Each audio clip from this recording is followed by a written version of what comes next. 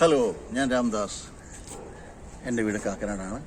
ഞാൻ നാവികസേനയിലെ സർവീസിന് ശേഷം ഇപ്പോൾ മർച്ചൻ്റ് നേവിയിലെ ഓഫീസറാണ്. അപ്പോൾ ഞാൻ കണ്ടതും കേട്ടതുമായ കുറേ കാര്യങ്ങൾ, മനസ്സിലാക്കിയ കാര്യങ്ങൾ നിങ്ങളുടെയൊക്കെ അറിവിന് വേണ്ടി യൂട്യൂബ് ചാനലിലൂടെ സംരക്ഷണം ചെയ്യാൻ ആഗ്രഹിക്കുകയാണ്. നിങ്ങളുടെ എല്ലാവരുടെയും വിലയേറിയ സപ്പോർട്ടും സബ്സ്ക്രിപ്ഷനും ലൈക്കും കമൻറ്റൊക്കെ തന്നെ എന്നെ പ്രോത്സാഹിപ്പിക്കണം. അതിനു വേണ്ടിയിട്ട് നിങ്ങളോട് അഭ്യർത്ഥിക്കുകയാണ്. അപ്പോൾ നമുക്ക് ഇനി കുറേയധികം വീഡിയോകളിലൂടെ പല രാജ്യങ്ങളിലും പല നാടുകളിലുമുള്ള വീഡിയോകളിലൂടെ പലതരം വീഡിയോകളിലൂടെ നമുക്ക് കടന്നു പോകാം. അതിനായിട്ട് ഇന്ന് എൻ്റെ കൂടെ ഉള്ളത് നമ്മുടെ ചാനലിൻ്റെ ക്യാമറാമാൻ സബിത കൂടെയുണ്ട്, ഡയറക്ടർ ഓഫ് ഫോട്ടോഗ്രാഫി. എല്ലാവർക്കും നമസ്കാരം. അപ്പോൾ ഞാൻ ഇന്ന് നിങ്ങളെ പരിചയപ്പെടുത്താൻ പോകുന്നത് ആഞ്ഞിലി മരം മുറിച്ച് ആ പലകകൾ കൊണ്ട് കയർ വെച്ച്, ചകിരിയും കയറൊക്കെ വെച്ച് കെട്ടുവള്ളങ്ങൾ നിർമ്മിക്കുന്ന, പരമ്പരാഗതമായിട്ട് നമ്മുടെ നാട്ടിലെ കേരളത്തിലെ കെട്ടുവള്ളങ്ങൾ നിർമ്മിക്കുന്ന നമ്മുടെ പ്രൈം മിനിസ്റ്ററുടെ വിശ്വകർമ്മ അവാർഡ്, പരമ്പരാഗതമായ തൊഴിലിനുള്ള അവാർഡ് നേടിയ ശ്രീമാൻ പീറ്റർ KV എന്ന ഈ ചമ്പക്കുളം തച്ചൻ എന്നൊക്കെ പറയുന്നവരെ, നമ്മുടെ കുമ്പളങ്ങി തച്ചൻ എന്ന് പറയുന്ന കുമ്പളങ്ങിയിലെ ശ്രീമാൻ പീറ്റർ KV ആണ്. നമുക്ക് അദ്ദേഹത്തോട് സംസാരിക്കാം, അദ്ദേഹത്തെ പരിചയപ്പെടാം, എങ്ങനെയാണ് കെട്ടുവള്ളങ്ങൾ ഒക്കെ നിർമ്മിക്കുന്നത് എന്ന് നമുക്ക് കാണാം. ഹലോ, നമസ്കാരം. നമസ്കാരം. ഇങ്ങനെയുണ്ടായിരുന്നു യാത്രയൊക്കെ? നല്ല അടിപൊളിയായിരുന്നു, നല്ല എക്സ്പീരിയൻസ് ആയിരുന്നു. Okay okay okay, welcome welcome, വരൂ. അപ്പോൾ ഇതാണ് ഞാൻ പറഞ്ഞ മിസ്റ്റർ പീറ്റർ KV എന്ന കുമ്പളങ്ങി നൈറ്റ്സ് എന്ന് കേട്ടില്ലേ, ആ കുമ്പളങ്ങി ദ്വീപുകളെ ചുറ്റപ്പെട്ട ഒരുപാട് വള്ളങ്ങളും മറ്റൊക്കെ ഉള്ള കുമ്പളങ്ങിയിലെ ഗ്രേറ്റ്. അപ്പോൾ ഇദ്ദേഹം ഒരുപാട് വള്ളങ്ങൾ, ഒരു 500-1500 വള്ളം, 1000-ലധികം വള്ളങ്ങൾ ഉണ്ടാക്കിയിട്ടുണ്ട്. അതിൻ്റെ മെയിൻ്റനൻസ് ആലപ്പുഴയിലേക്ക് ഹൗസ് ബോട്ട്സൊക്കെ ധാരാളം ഉണ്ടല്ലോ, അതിൻ്റെ എല്ലാം മെയിൻ്റനൻസും എല്ലാം ചെയ്യുന്ന ആളാണ്. അപ്പോൾ ഇദ്ദേഹത്തെക്കുറിച്ചും വള്ളങ്ങൾ എങ്ങനെയാണ് ഉണ്ടാക്കുന്നതിനെക്കുറിച്ച് നമുക്ക് പഠിക്കാം. അപ്പോൾ എല്ലാം പറഞ്ഞു തരില്ലേ? ഓക്കെ, ശരി, താങ്ക് യു. അപ്പോൾ ഇതാണ് താങ്കൾ ലേറ്റസ്റ്റ് ആയിട്ട് പണിത വള്ളം അല്ലേ? ഓക്കെ. അപ്പോൾ വലിയ മരം ഇപ്പോൾ ഇത് ആഞ്ഞിലി മരമാണ്. ഇപ്പോൾ വെട്ടിയെടുത്തിട്ട് ഇപ്പോൾ ഉണക്കി റെഡിയാക്കി ഇപ്പോൾ ഇത്തരം നല്ല ഭംഗിയിൽ തന്നെയാണ് ഇത് പറഞ്ഞേക്കണത്. വളരെയധികം ഒരു കഷ്ടപ്പാട് നടന്ന ഒരു പണി തന്നെയാണ് എൻ്റെ. അതെ അതെ അതെ. ഓ, അപ്പോൾ പുതിയ മരം വെട്ടിയെടുത്ത് അറപ്പിച്ച് ഇതിന്റെ തടികളെല്ലാം പല പല പല സൈസ് അനുസരിച്ചുള്ള തടികളൊക്കെ വെട്ടിയെടുത്തിട്ടാണ് ഇത് ചെയ്തത്. ഓക്കെ ഓക്കെ ഓക്കെ, കൊള്ളാം, വളരെ മനോഹരമായിരിക്കുന്നത്. ഇതിന്റെ ഒരു ഭംഗി, ആ നാച്ചുറൽ ഭംഗി, ഒരു പ്രത്യേക ഭംഗിനെയാണ് സമ്മതിച്ചിരിക്കുന്നത്. ഇപ്പോൾ ഇങ്ങനെയുള്ള മരത്തിന്റെ വള്ളമൊക്കെ പണിയുന്ന ആളുകളുടെ സംഖ്യ വളരെ കുറഞ്ഞിരിക്കുന്നു അല്ലേ? ഇതിപ്പോ അങ്ങനെ ഇല്ല, വളരെയധികം കുറഞ്ഞിരിക്കുന്നത്. നേരത്തെ ഇത് നമ്മുടെ ഇതിൽ തന്നെ എന്തോരം പണിക്കാരുണ്ടായിരുന്നറിയാം. അങ്ങനെ പണിക്കാരൊന്നും ഇല്ല ഇപ്പൊ. ഏറ്റവും കുറേ ഇപ്പൊ ഞങ്ങൾ രണ്ടുപേരും മാത്രമായി മാറി. അതെ അതെ, അതൊക്കെ തന്നെ കൊണ്ട് തന്നെ ആയിരിക്കണം ഗവൺമെന്റ് ഇപ്പോൾ താങ്കൾക്ക് അവാർഡൊക്കെ തന്നെ.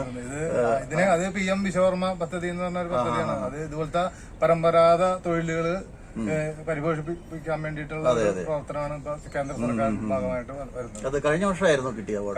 കഴിഞ്ഞ വർഷം സെപ്റ്റംബർ 17-ാം തീയതി അവിടെ ഡൽഹി പോയിട്ട് നരേന്ദ്രമോദി പ്രൈം മിനിസ്റ്റർ അദ്ദേഹത്തിന്റെ കയ്യിൽ നിന്ന് ഡയറക്റ്റായിട്ട്. Oh, congratulation. Thank you. Okay okay okay, ശരി. നല്ല വീതിയും വലിപ്പമൊക്കെ ഉള്ള, പെട്ടെന്നൊന്നും അറിയില്ല അല്ലേ? ഇല്ല, അറിയില്ല. ഇത് ഇതിന്റെ സൈസ് എങ്ങനെ പറയാ? എത്ര ഇതിന്റെ സൈസ്, വള്ളത്തിന്റെ സൈസ് പറയുമ്പോ എങ്ങനെ പറയാം? എത്ര കോല്, അങ്ങനെ എത്ര പതിവ്, അങ്ങനെ എന്താ? ഇത് ഇപ്പൊ ഒരു 28 കോല് നീളമുണ്ട്. 28 കോല്? ആ, അതെ അതെ. ഓക്കെ, 28 ഇഞ്ചോളം വരും. 22 സെന്റിമീറ്റർ ആണ് ഒരു കോല്. Okay okay okay. 72 സെന്റിമീറ്റർ, ഒരു മീറ്ററിൽ കുറവാണ് ഒരു കോല്. 2.5 അടി ഏകദേശം വരും. Okay okay.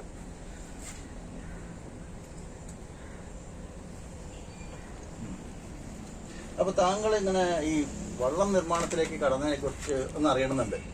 അത് പറയാം, അതൊക്കെ വളരെ ഒരു നീണ്ട കഥയാണ്. അതൊക്കെ നമുക്ക് രണ്ടുപേരും ഇരുന്ന് സംസാരിക്കാം.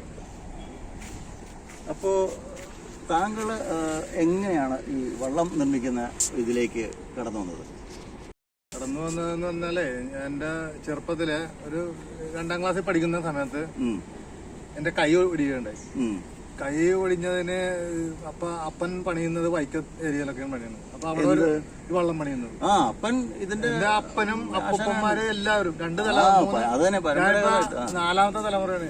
ഓ, അത് ശരി, 4ാമത്തെ തലമുറയാണ്. അപ്പനും അപ്പന്റെ അപ്പനും എല്ലാവരും വള്ളം പണിക്കാരാണ്.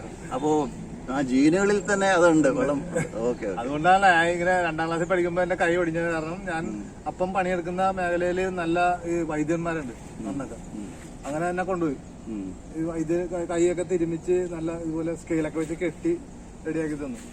അങ്ങനെ വരുമ്പോ അത് വെക്കേഷനായിരുന്നു. പിന്നെ എല്ലാ വെക്കേഷനും ഞാൻ അപ്പന്റെ കൂടെ പോവാൻ.